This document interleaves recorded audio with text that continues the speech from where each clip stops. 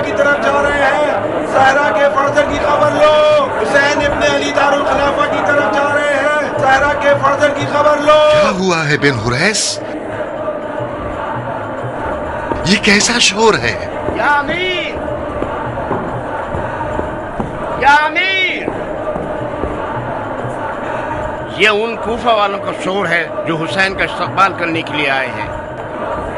حسین کوفہ پہنچ گئے ہیں، اس وقت دارالحکومت کی طرف آ رہے ہیں۔ محل کا دروازہ بند کر دو، کسی بھی قیمت پر حسین کو دارالحکومت میں داخل نہیں ہونا چاہیے۔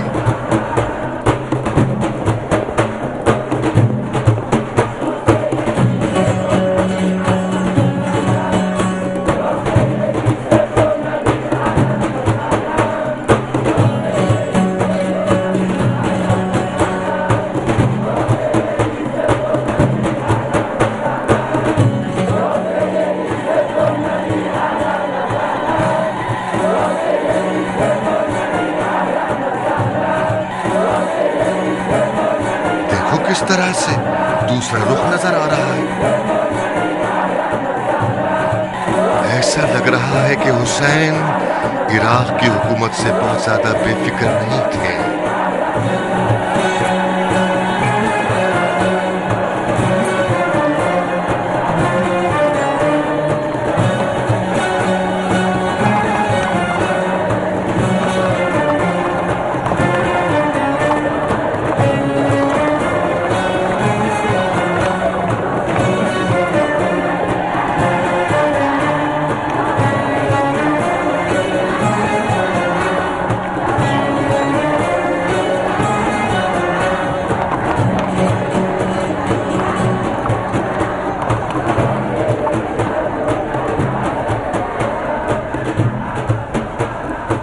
محل کا دروازہ کھولو، دروازہ کیوں نہیں کھولتے؟ دروازہ کس کے لیے کھولا جائے؟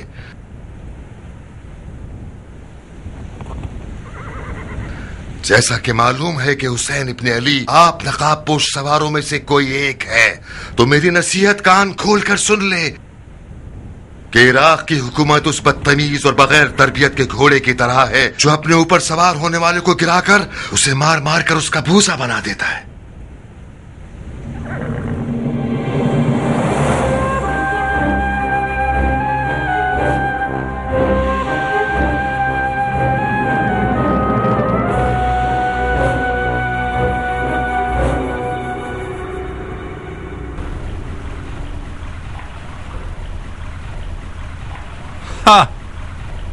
آپ کا منہ کیوں کھلا رہ گیا؟ کیا میرے سینگ ہیں یا دم؟ نہیں، میری حیرانگی کی وجہ امیر کی تدبیر ہے جو حسین کے لباس میں کوفے میں داخل ہوئے ہیں۔ اور مجھے کیا کرنا چاہیے تھا؟ میں حسین کے علاوہ کسی بھی اور کے لباس میں کوفہ آتا تو میرے ٹکڑے ٹکڑے ہو گئے ہوتے۔ آخر یہ کیسی حکومت ہے نعمان؟ پورا کوفہ حسین کا طالب ہے۔ میرے خیال سے خلیفۃ المسلمین یزید ابن معاویہ ہے نا؟ جو کچھ آپ نے ان کوفیوں سے دیکھا وہ ایک بچکانہ کھیل تھا۔ اگر آپ تالی بجائیں تو صفحہ پھر پلٹ جائے۔ تعجب ہے، تو وہ تالی آپ نے کیوں نہیں بجائی؟ میں اگر تالی بجانے والا ہوتا تو حاکم کوفہ رہتا۔ مسلم ابن عقیل کے چاہنے والوں کا شور شرابہ کیسا ہے؟ تمہاری نظر میں کیا وہ بھی کوئی بچکانہ کھیل ہے؟ کوفے میں شیعہ اقلیت میں ہے، جب تک یہ لوگ اقلیت میں ہیں خطرناک نہیں ہے۔ یہ حکومت کرنے کا انداز کس پاگل مفکر کا تجزیہ ہے؟ ہاں، میں نے حکومت کرنے کا یہ طریقہ گزر جانے والے خلیفہ سے سیکھا ہے۔ معاویہ مر چکا ہے۔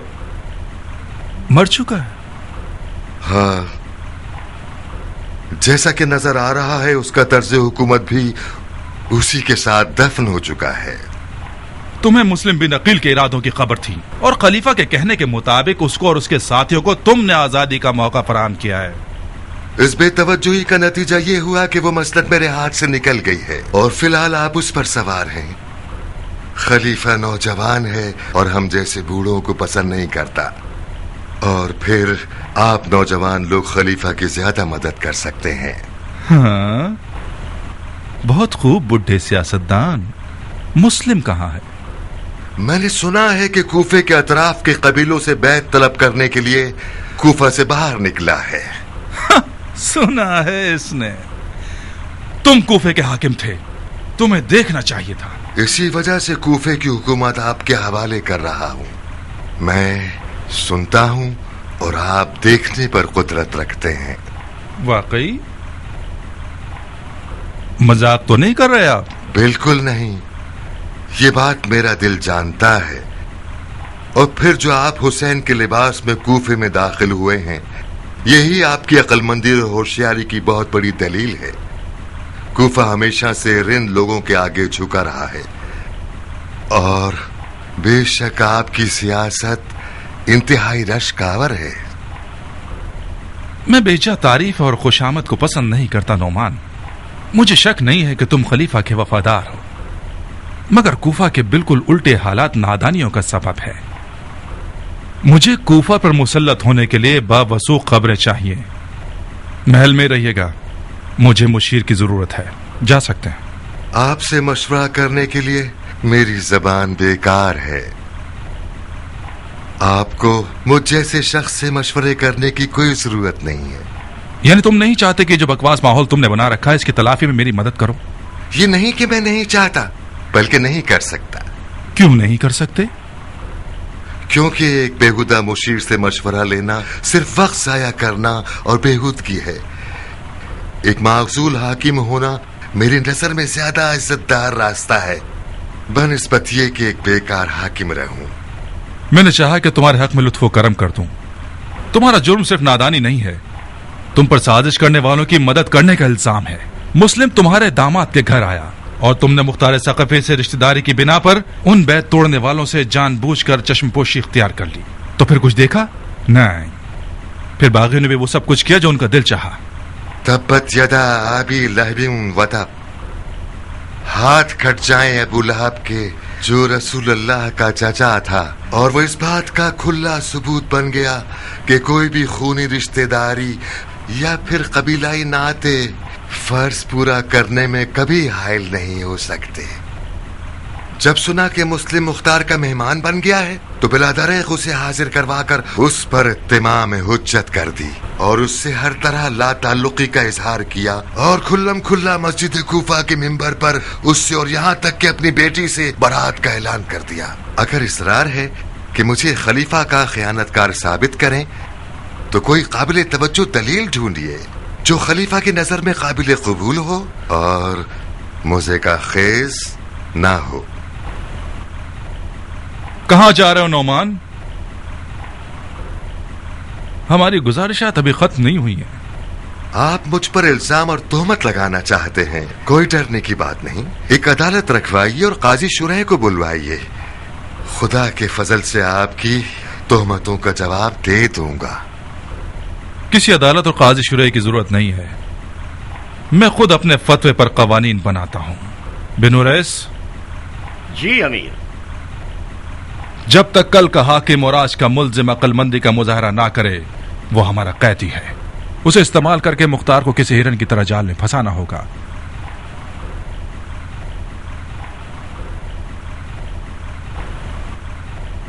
इताअत हाकिम मुझ जैसे फौजी का काम है।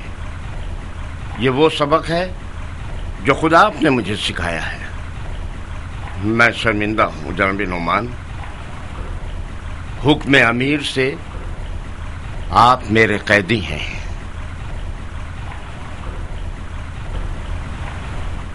हुक्म तो आपका ही चलेगा। यह आपकी खाम ख्याली है कि इस चाल के जरिए से मुख्तार को शिकार कर सके। मेरा अंजाम मुख्तार के लिए एक मच्छर की कीमत भी नहीं रखता। ये वही था जिसकी वजह से मैं अमीरी के तख्त से नीचे आ गया। आप तवक्को करते हैं कि मुझे आजाद कराने के लिए उसका दिल जले और वो खुद को आपके हवाले कर दे?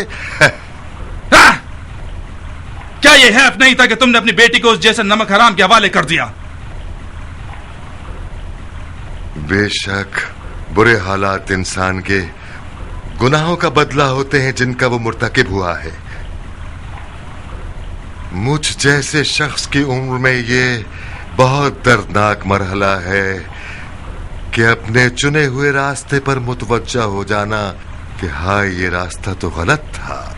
जिस दिन मुख्तार से रिश्तेदारी के लिए मैंने हाँ कहा, उस दिन समझ रहा था कि आज से मैंने मुख्तार के खतरे को हमेशा के लिए दफन कर दिया, और एक सरे सख्त मुखालिफ को मैंने एक मुतीउ फरमाबरदार बंदा बना दिया है।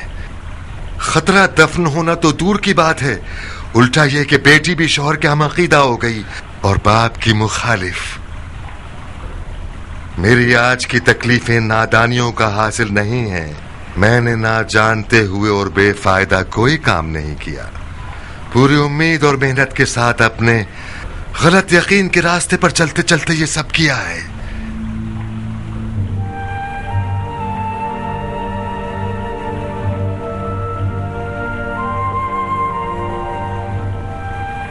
मैं गुलो जंजीर के लिए तैयार हूं बिन हुरैस।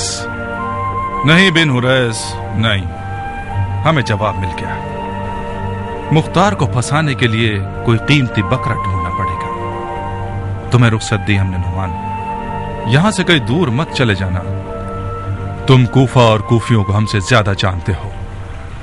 तुम चाहो तो बहुत से राजों के लिए खजाने की चाबी बन जाओ।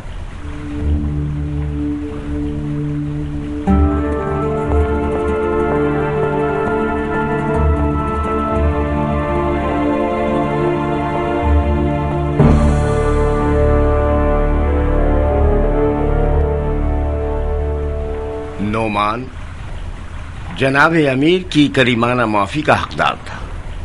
वो एक नर्म दिल इंसान है। क्या तुम कूफा के शुर्तों के अमीर हो? था, आज के बाद से आपकी रकात में एक फौजी हूँ। क्या ये मकाम तुम्हें नोमान ने दिया था? जी हाँ अमीर।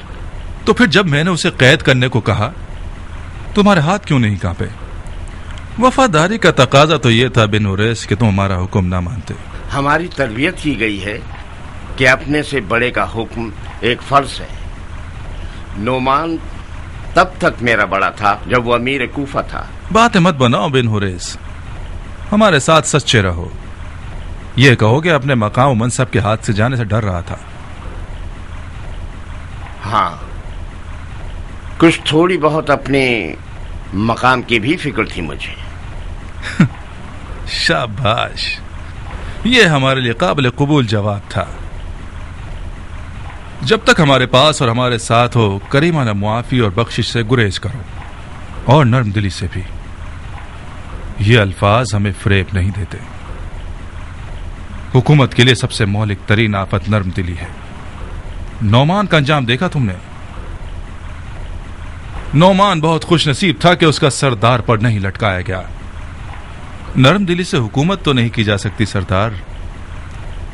एक हाकिम रिंद अपने जज्बात से सौदा करता है, माफी और बख्शिश से नहीं।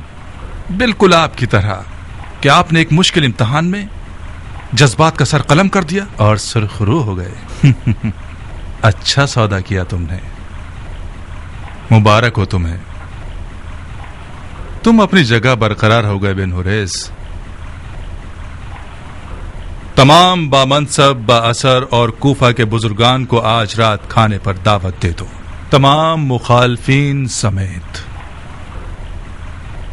जो हुक्म आपका। उम्र साद हाथ से ना निकले। सुसर ना हुआ, बहनोई हो गया। तुम्हारे बहनोई के हाथों तुम्हारा गला घोंट दूंगा मुख्तार।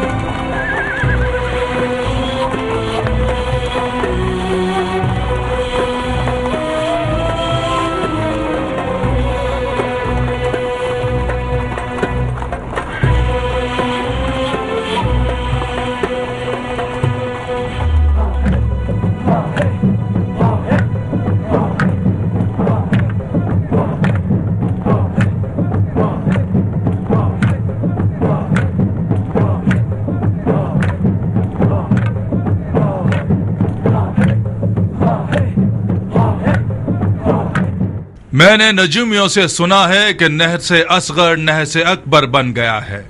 ये रसूल खुदा की वही पेश गोई है। اذا ظہرت البدع فی امتی، بدعت کا ظہور ہو چکا ہے، ایک ہولناک بدعت۔ میں اس حسین ابن علی کے فتنے کی منطق نہیں سمجھ پایا، وہ بھی اس خلیفہ کے دور میں جو شاعروں اور ادیبوں کا خاتم ہے اور دین مصطفیٰ کا زیور اور زینت ہے۔ اگر آپ لوگ بھی کچھ جانتے ہیں تو مجھے آگاہ کیجئے کہ میں جاہل نہ مروں۔ حسین رسول خدا کا نواسا ہے، اس کی حرمت اپنی جگہ۔ کیا رسول خدا سے رشتہ داری اور قرابت داری کسی بیعت شکنی کا جواز ہے؟ ابو لہب بھی پیغمبر کا چچا تھا، نوح کا بیٹا بھی نبی کا بیٹا تھا، مگر یہ دونوں کتاب خدا میں مغضوب الہی اور نفرت سے مخاطب کیے گئے ہیں۔ عراق عرب پر حسین کی حکومت یعنی اس کے باپ علی کی حکومت کا انداز۔ میں یہاں موجود بزرگوں سے پوچھتا ہوں، میراث حکومت علی کیا تھی سوائے رسول خدا کی امت کے ٹکڑے ہونے کے؟ ابھی تک کوفہ علی کے زمانے میں کھائے ہوئے زخموں کا درد اٹھا رہا ہے، ابھی تک علی کی بھائی بھائی کی جنگوں کا داغ تازہ ہے۔ بدعتیان کوفہ نے دل جلے خلیفہ کے ساتھ کیا کیا برا سلوک کیا، اتنا صبر نہیں کیا کہ یہ نوجوان خلیفہ اپنے باپ کے عظیم سوگ سے فارغ ہو سکے۔ کیا یہی ہے بیعت کی عزت؟ کیا یہی بدلہ ہے خدمات خلیفہ معاویہ ابن ابو سفیان کا؟ یا سیدی سبت النبی اہلاً و سہلاً، تف ہو اتنی ناقدری پر، تف ہو اتنی وعدہ خلافی پر، تف ہو اس قدر اپنی ذمہ داریوں سے منہ موڑنے اور خیانت پر۔ تھوڑی سی مہلت دیتا ہوں تاکہ خطا کار توبہ کر لیں۔ قسم با خدا کوفیوں کی نافرمانی کی خبر نے امیر المومنین یزید بن معاویہ کو اتنا غصہ دلایا ہے کہ انہوں نے حکم دیا ہے کہ رومی توپوں اور منجنیقوں سے کوفہ کو زمین دوز کر دیں۔ میں نے رائے کی خلاف ورزی کی، امیر کو لکھا، یا امیر، کوفہ روم نہیں ہے، کوفہ ملحدوں مشرکوں اور کافروں کا شہر نہیں ہے، کوفہ خدا کی فوجوں کا شہر ہے، محبوس پر فتح کرنے والوں کا شہر ہے، کسرا پر غالب ہونے والوں کا شہر ہے۔ مگر خلیفہ نے ایک عظیم لشکر عراق عرب کی طرف بھیجا ہے جو عنقریب یہاں آنے والا ہے۔ میں ابن زیاد فاتح خراسان امیر المومنین یزید ابن معاویہ سے وعدہ کر چکا ہوں کہ بدعتیوں کی جڑیں خشک کر دوں گا اور خشک کر دوں گا، بالکل اسی طرح جس طرح میں نے بصرہ میں کیا۔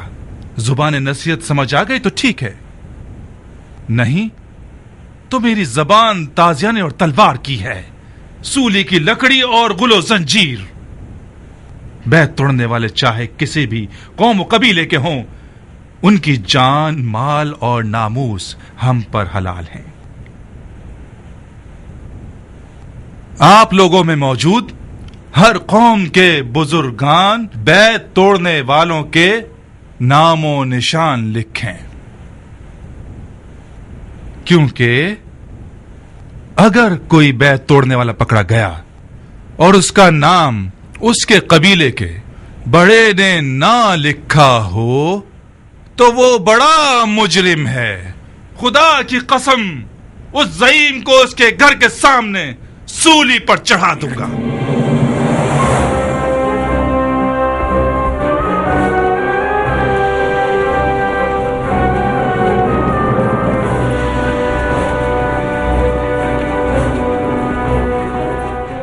اے کوفہ کے مردہ اور حیرت زدہ لوگو، اب کون سی مصیبت آ گئی ہے کہ تم لوگوں کے منہ حیرت سے کھلے ہوئے اور تمہاری زبانیں تمہارے منہ میں چپکی ہوئی ہیں؟ پھر تم لوگ سمم بکم عمیٌ کے مستاق بن گئے ہو۔ کیا یہ روا ہے کہ مرجانہ کا بیٹا خانہ خدا کے ممبر پر رجز خوانی کرے اور کوئی اس پر اعتراض نہ کرے؟ کیا خانہ خدا کا منبر چنگھاڑنے کی جگہ ہے؟ کہیں ایسا تو نہیں کہ رومی توپوں اور منجنیق اور شام کے عظیم لشکر سے ڈر کے آپ لوگوں نے اپنا دین بیچ دیا ہے اور اپنے منہ پر مہر لگا دی ہے اور اپنے کانوں کو دروازہ بنا لیا ہے؟ پہلی بات تو یہ ہے کہ لشکر شام ایک دھوکہ ہے، جھوٹ ہے، سچ نہیں ہے۔ یزید نے کوفے کی طرف کوئی لشکر بھیجا ہے؟ بہت خوب، بھیجا ہو۔ کسی عراقی کو لشکر شام سے کیا ڈرنا؟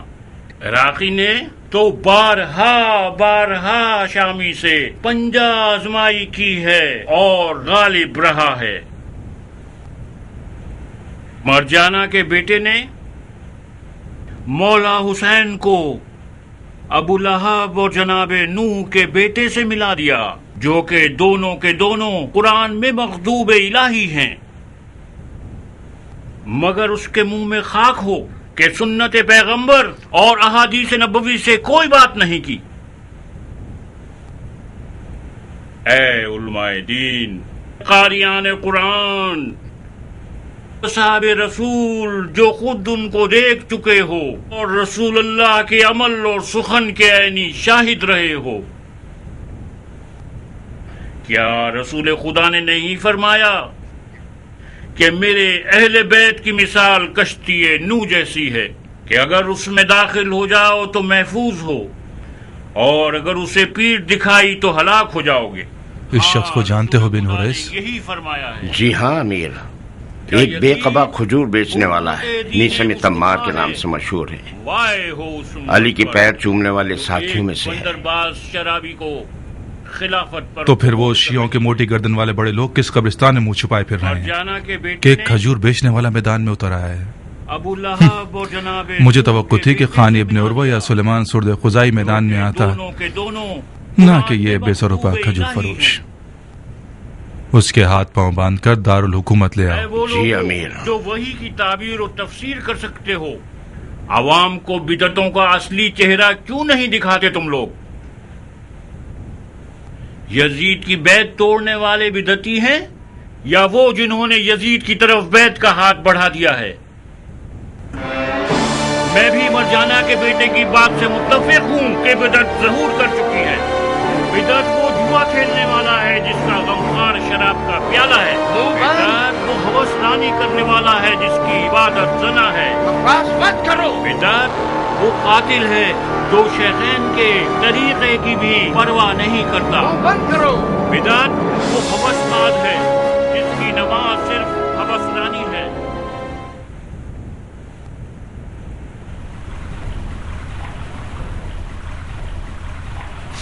تمام مریدان علی کیا ایسی حلیے کے ہیں؟ اس کی دھول مٹی صاف کر کے اور منہ سے مکھی اڑا کے اسے دارالحکومت لے آتے۔ کتنے عرصے سے تمہارے جسم کو پانی نہیں ملا کھجور فروش؟ کیا تم لوگ غسل نہیں کرتے؟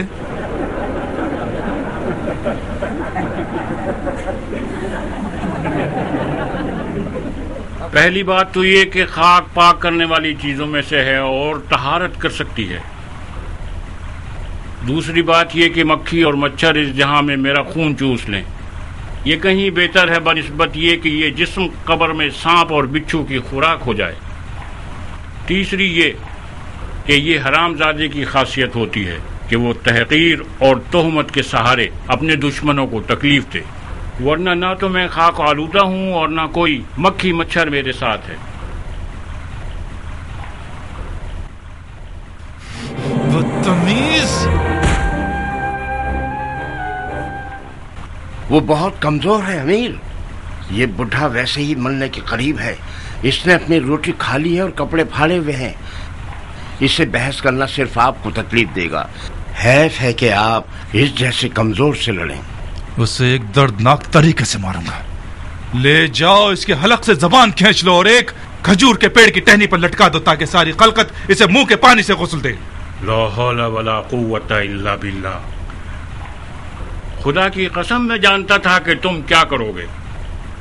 میں نے اپنی موت کی کیفیت بہت پہلے اپنے مولا علی کی زبان مبارک سے سنی تھی۔ علی؟ تم نے علی سے کیا سنا ہے بڈھے؟ میری موت کی داستان مولا علی نے فرمایا تھا، میثم تم ایک بدکار عورت کے بیٹے کے ہاتھوں قتل کیے جاؤ گے کہ تمہاری زبان کاٹ کر تمہیں اسی درخت پر سولی پر چڑھائے گا جس سے تم روزی کھاتے ہو۔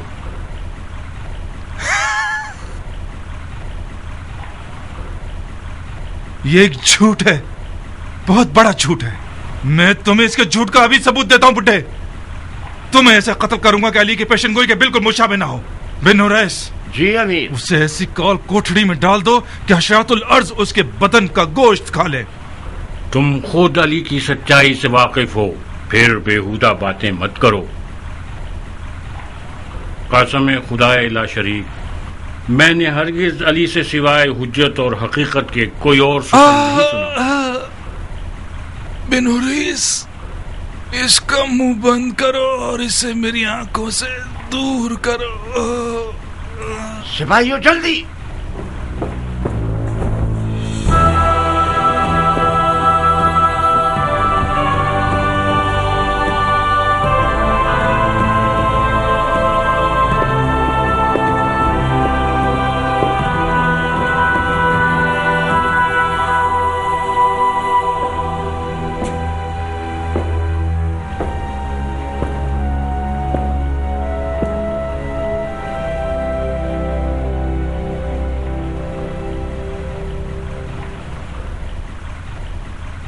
رخصت چاہتا ہوں امیر۔ کہاں ابن سعد؟ امیر سے اجازت طلب کر کے میں حکومتی مقام و منصب چھوڑ کر کوئی مناسب کام ڈھونڈنے جا رہا ہوں۔ مثلاً کون سا کام؟ مثلاً کھیتی باڑی، صنعت کاری یا کوئی تجارت۔ چرواہے کا کام بھی برا نہیں ہے۔ جانتے ہو زیادہ تر نبی مبعوث ہونے سے پہلے چرواہے تھے۔ چرواہے بن جاؤ، شاید تم بھی نبوت پر مبعوث ہو جاؤ۔ میں تو انبیاء کے سلسلے کے ختم ہونے پر اب تک شک کرتا ہوں۔ یہ لوگ اب بھی مرشد اور مرسل چاہتے ہیں جو ان کی ہدایت کرے۔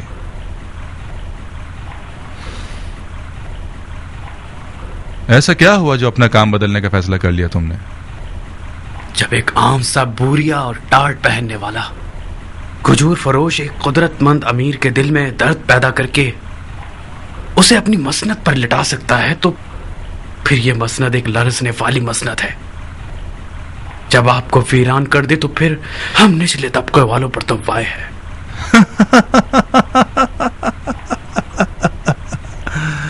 اے پسر سعد، یہ تخت ہولناک طوفانوں سے بھی نہیں لرز سکتا اگر اس پر سوار ہونے والا ایک چال باز اور مکار انسان ہو۔ تو پھر آپ کیوں ٹھنڈے پڑ گئے؟ میں نے چاہا مشق کر لوں۔ آؤ۔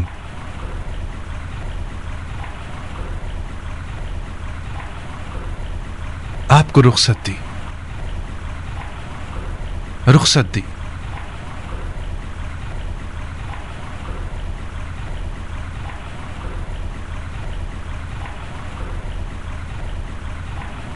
جا سکتے ہیں، جا سکتے ہیں آپ۔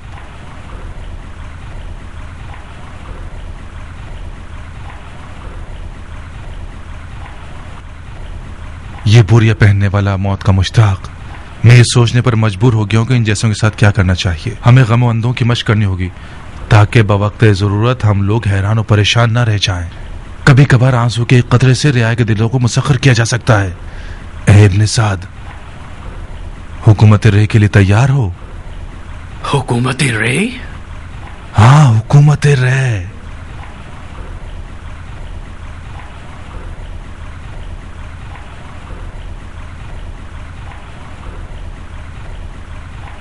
میں جہاں بازی کے لیے تیار ہوں، چاہے ملک رے کی حکومت ہو، چاہے امیر کی رکاب میں نوکری ہو۔ ایران کو ابو عبید نے فتح کیا اور اس کی شہرت سعد ابی وقاص کو مل گئی۔ جب سعد کھڑا ہو گیا تو میں نے اپنی تلوار کو چوما اور غلاف میں رکھ لیا۔ اس دن تک جب ہم علی عمران کے ساتھ جنگ جمل کے لیے نکلے، جنگ جمل میں ہم نے مالک اشتر نخی کے ساتھ مل کر لال بالوں والے اونٹ کے ساتھ وہی کام کیا جو ابو عبید ثقفی نے ایرانی ہاتھی کے ساتھ کیا۔ دین سید المرسلین آج کل پھر تم جیسوں کی تلوار کا محتاج ہے شیخ۔ یزید حرام پیتے ہوئے سیدوں کی عبا پہنتا ہے تاکہ اہل بیت سادات اور ان کے مخلص ساتھیوں کی توہین کر سکے۔ یزید عرب کی اسی معروف خاتون کا تخن ہے جس نے حضرت حمزہ کا سینہ چاک کر کے ان کا جگر چبایا۔ ہم ایریاچی حضرات ارث و میراث خونی پر یقین رکھتے ہیں، جگر خوار ہندا سے تو یزید جیسا بدکار ہی آ سکتا ہے۔ خدا ہمیں اپنی پناہ میں رکھے۔ ایریاچی قوم کا نعرہ غیرت، شرف اور مردانگی ہے۔ مختار، اگر جنگ کا ارادہ ہے تو پھر ہمارے ساتھ بھی جلدی سے معاملہ کرو۔ خدا تمہارا بھلا کرے ابو ذاکر، میں اپنے لیے بیعت نہیں مانگ رہا، میں حسین ابن علی کے لیے بیعت لینے کے لیے آیا ہوں۔ ہم مولا حسین کے نوکر ہیں، مجھے نہیں لگتا کہ حسین عراقیوں کے ساتھ کشادہ روی سے پیش آئیں گے، خاص طور پر اتنی بے غیرتی کے بعد جو ان کے والد اور بھائی کے حق میں کی گئی۔ جیت تو مولا حسین کی ہی ہے جب مختار ان کے پاس ہو۔ ہاتھ بڑھاؤ مختار۔ محمد کا خدا گواہ ہے کہ یہ بیعت صرف ابو ذاکر کی موت سے ہی باطل ہوئی۔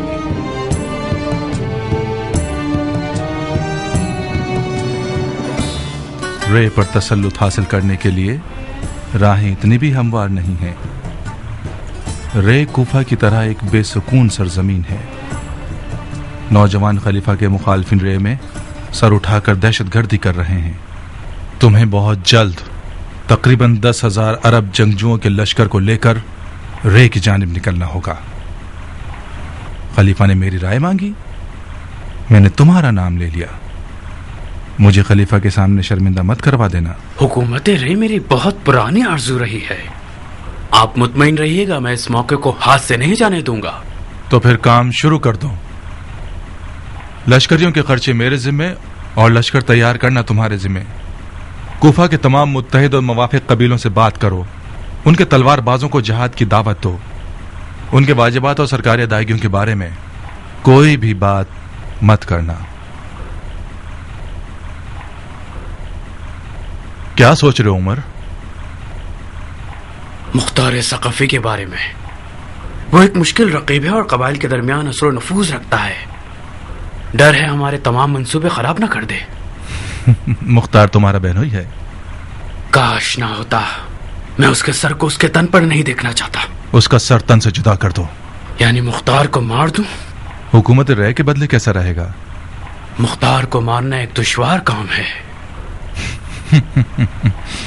اپنے عیال سے ڈر رہے ہو یا اس کی بے شرمی سے؟ اپنی جان کے بارے میں ڈر رہا ہوں۔ مختار کے فدائی بہت سے لوگ ہیں، بلا شک اس کے قاتل کا قصاص لیں گے۔ تم اس کا الزام میرے سر پر ڈال سکتے ہو۔ مصر ہے کہ مختار مارا جائے۔ مختار کے زندہ رہنے سے کوفے کا ہنگامہ تھمنے والا نہیں، مگر یہ زبردستی نہیں کہ تم اسے مارو۔ اگر مختار کے ہوتے ہوئے تم لشکر بنا سکتے ہو تو کوئی مسئلہ نہیں، گھوڑا اور میدان سامنے ہے۔ جاؤ دیکھتے ہیں کیا کرتے ہو تم۔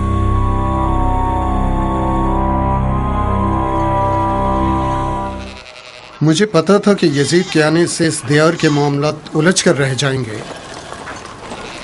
معاویہ نے 100 سال کی جتنی محنت کی ہے کہ ان وراثتوں کو ادھر سے ادھر کرے، اسے سارے حربے آتے تھے، اس نے اپنے منہ کے نوالے کو چبا کر ایسے یزید کے منہ میں ڈال دیا ہے کہ وہ بآسانی اسے چبا لے۔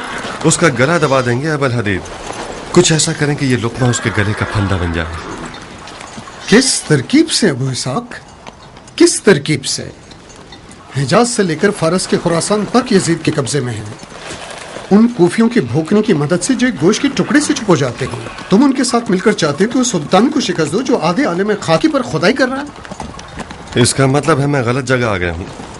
جس ابو الحدید کو میں جانتا تھا وہ توکل کا پہاڑ تھا اور نا امیدی اس کے لیے کفر تھی۔ کیا کروں مغفور باپ کے بیٹے؟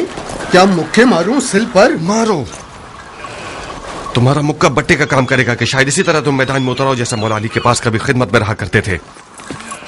मैं भूल नहीं सकता कि तुम किस तरह जंगे सिफ़ीन में शामी सिपाहियों पर हमला करते थे और दुश्मन को कीड़े मकोड़ों की तरह रौंदते चले जाते थे। इतने सारे जहाद का अंजाम क्या हुआ?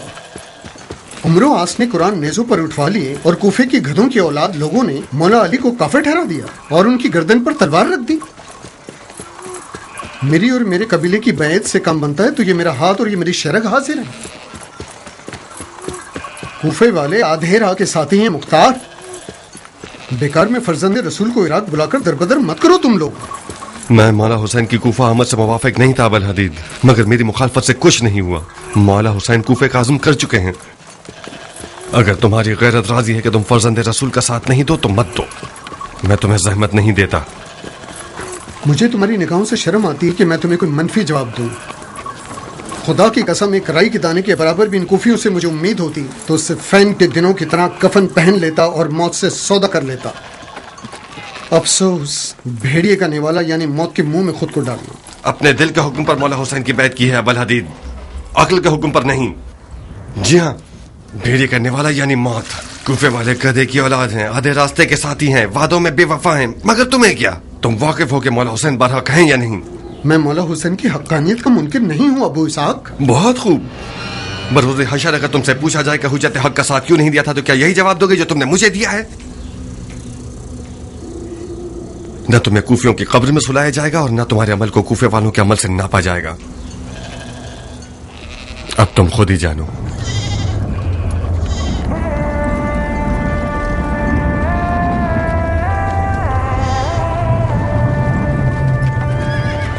रुको अबू इसहाक।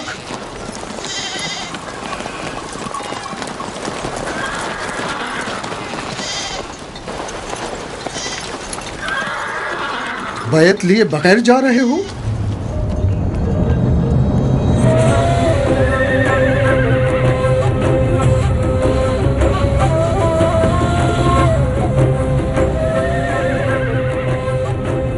मैं तुम्हारा मशकूर हूं अबू इसहाक, मशकूर हूं। तुम सही मौके पर मेरी मदद को पहुंच गए। बहुत बुरी तरह मैं अपने आप में एक जंग में गिरफ्तार था।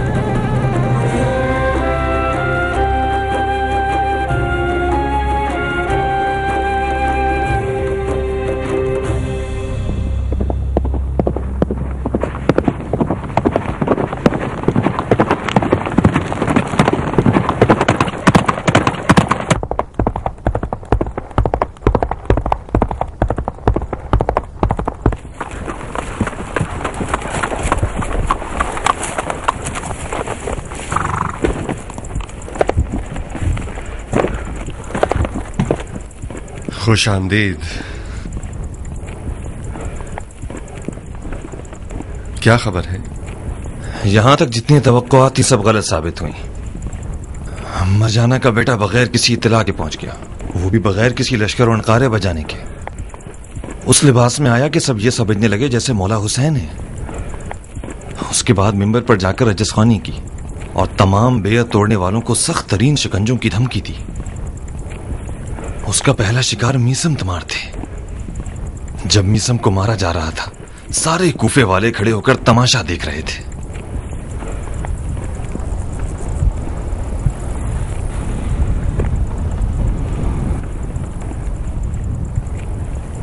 इब्न ज़ियाद ने जहालत को कूफियों का डर समझ लिया है। वो बगैर लश्कर के इसलिए आया है ताकि कूफा वालों को उन्हीं के हाथों से फतह करे। सादा लो, दोस्तों से कहो कि खुदा रा कूफे वालों की बातों पर कान न धरें। मीसा में तम्मार का कैद होना इस बात का गवाह है कि कूफे वाले सिर्फ हांडी के चमचे हैं। तुमने क्या किया अबू इसहाक? वही जो मुझे करना चाहिए था। यहाँ के देहातियों का एक एक बाल करोड़ों बेवफा कूफियों से ज्यादा कदर कीमत रखता है। उम्र साद को हुक्म दिया है कि एक लश्कर तैयार करे रे पर हुकूमत करने के लिए। रे पर या कूफे पर? जाहिरन तो रे का ढंडूरा पीटा जा रहा है, मगर पर्दे के पीछे असल में तुम्हारा गुमान ठीक है। इब्ने मरजाना ने उम्र साद को हुकूमत रे के वसवसे से फरेब दिया है। सरअंजाम हुकूमत रे का ख्वाब व ख्याल इस आदमी को पागल बना देगा। जनाब मुस्लिम का तो कहीं पता नहीं मिला ना उसे? अभी तक तो नहीं, मगर कुछ देर नहीं लगेगी अबू इसहाक। इब्ने मरजाना जरा सा कदम जमा ले, जनाब मुस्लिम का भी सुराग लगा लेगा। मुझे लगता है कि इब्ने मरजाना ने इस बात पर यकीन किया हो कि जनाब मुस्लिम कूफा में नहीं है। कैसे? कैसे का जवाब तो मेरे पास भी नहीं है, मगर ऐसा एहतमाल है कि उससे गाफिल नहीं होना चाहिए। क्या अपने दोस्तों और साथियों को यह पैगाम पहुंचा दो कि जनाब मुस्लिम का बहुत ध्यान रखें। इब्ने मरजाना मक्कारी का खुदा है।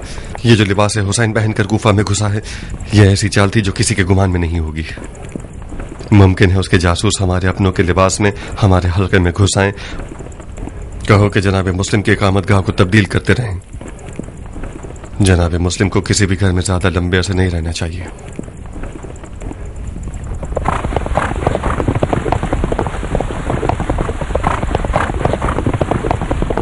मुख्तार से कहो कि इराक के उन कबीलों से गाफिल ना रहे जिन्होंने अब तक किसी की बैत नहीं की है। उन लोगों से ऐसे मामला तय कर लो कि वो सब वाकई किसी की तरफदारी न करें और कम से कम हमारे दुश्मनों का साथ न दें। उमर साद को हुक्म मिला है कि अरब के उन्हीं कबीलों में से बेहिसाब सोने की लालच से एक अजीम लश्कर बनाए। इलियाती लोग मुमकिन है दीन के मामले में सुस्त व काहिल हों, मगर इलियाती रस्म व रिवाज के मामले में निहायत मजबूत लोग हैं। कहीं ऐसा ना हो कि वो अपनी हुर्मत को इन दिरहम और दिनार के बदले बेच डालें। मुख्तार का एक और पैगाम भी है। हम सुन रहे हैं। अबू इसहाक कुछ परेशान था। ये इतना क्यों घबरा रहे हो भाई?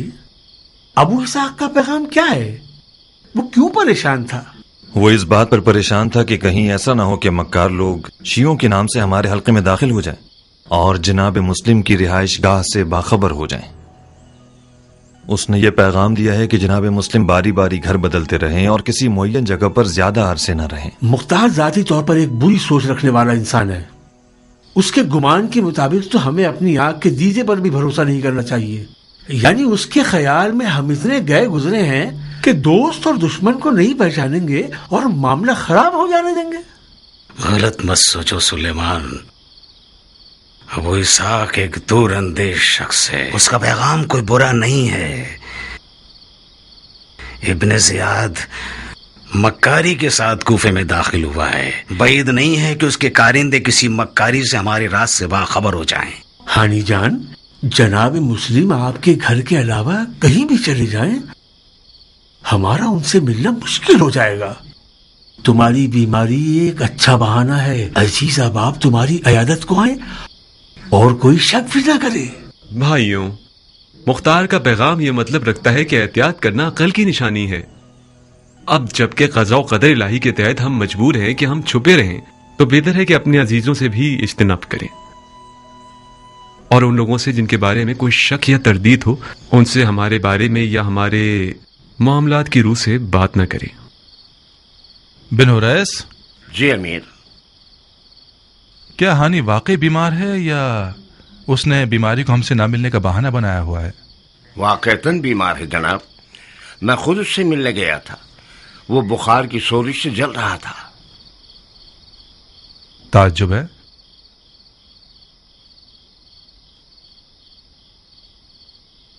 बहुत खूब, फिर हम उसकी इयादत के लिए जाएंगे।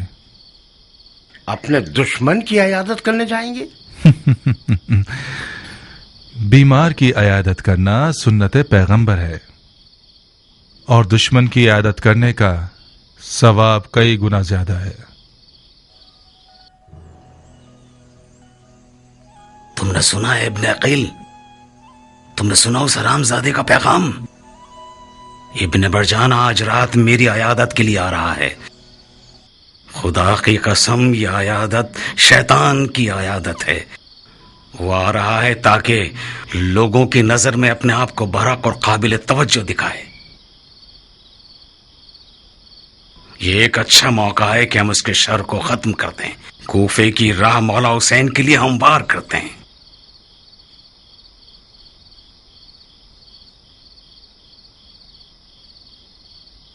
मतलब क्या करें शेख? हालांकि अगर वो मेरे घर में मारा गया तो सारी बात मेरी गर्दन पर आ जाएगी कि मेहमान को अरब ने मार दिया। मगर मेरी तमाम इज्जत आबरू मेरे मौला हुसैन पर कुर्बान। आप इब्ने मरजाना को मार देंगे? मगर कैसे शेख? अपनी तलवार को आमादा रखकर इसी ज़ेरे जमीन कमरे में छुप जाएं। जब मैं पानी तलब करूं तो बाहर आकर एक कारी ज़रबत से उसका काम तमाम कर दें।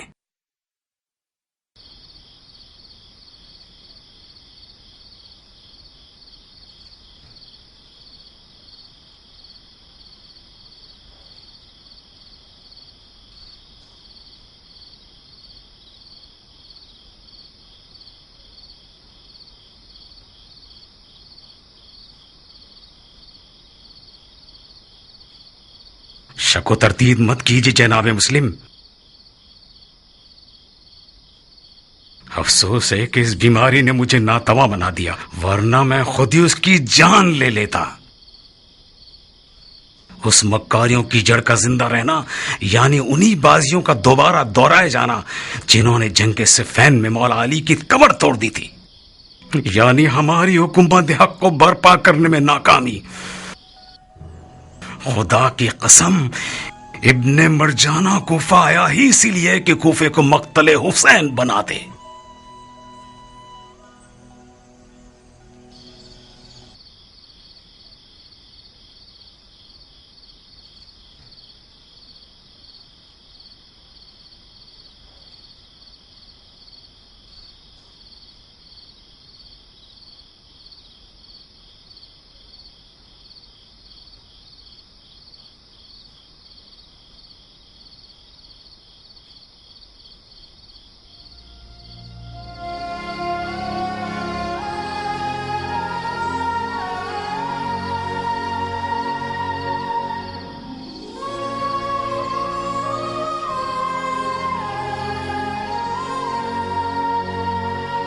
अबुल फतह अपने सारे कारनामे आपके सामने भूल गया और यहाँ से चला गया।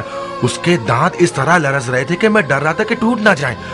हनी जान, अगर अभी सोया है तो इसे मत जगाओ। इसने खुद जिद की थी कि जब आप तशरीफ ले आए तो इसे जगा दूं।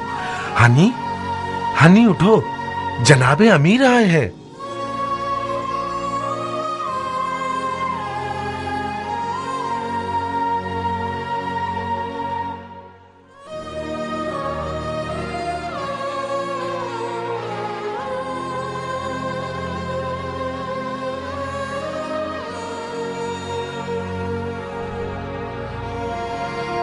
भला दूर रहे शेख, हम दुआ करते हैं कि जल्द शिफा पा जाए। खुदा के वास्ते मत घबराओ।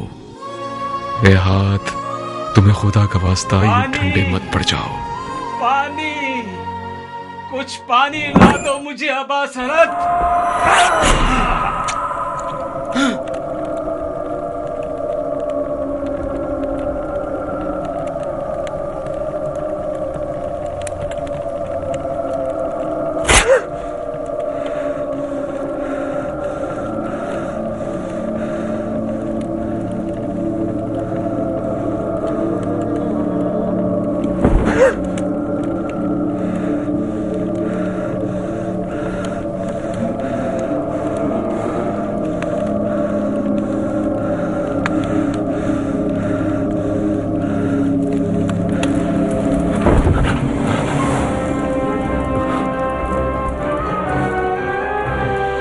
मार चुके? शर्म करो, शर्म करो। वाह हो तुम पर, तुम लोग मेहमान पर तेग चलाते हो। इब्न अकील, तुमने अपने काम से अपने चाचा अली की आबरू जाया कर दी। अली नामर्दी के साथ कभी दुश्मन पर वार नहीं करता था। अली ने काफिरों